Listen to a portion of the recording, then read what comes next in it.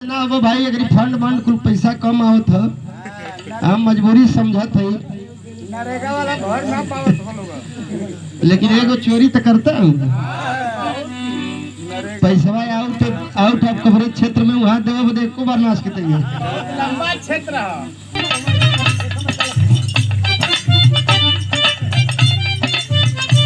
कोनो मेहरारू अपना पतिदेव पे बड़ा शक करत रहल। कोनो मेहरारू के संगे देख ले अगर पारा सतवे आसमान पर चढ़ जाए, कह कि का हो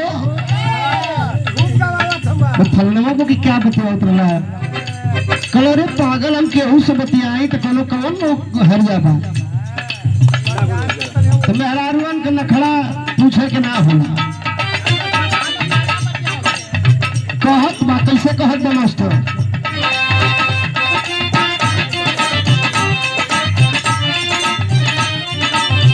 बिना सवतिया के रह न सकेला,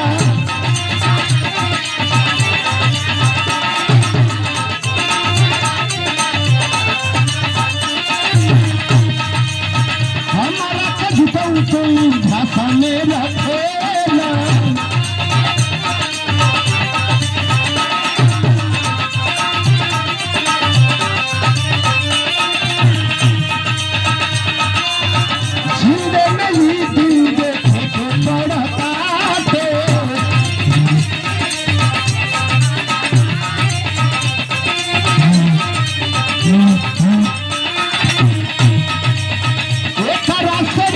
चली जैती दक्षिणी घाटे,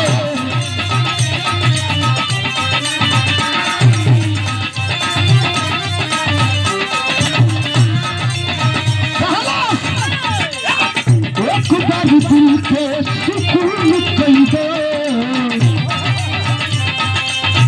एक बार दिल के सुकून कई दो, राजा जी कई दो,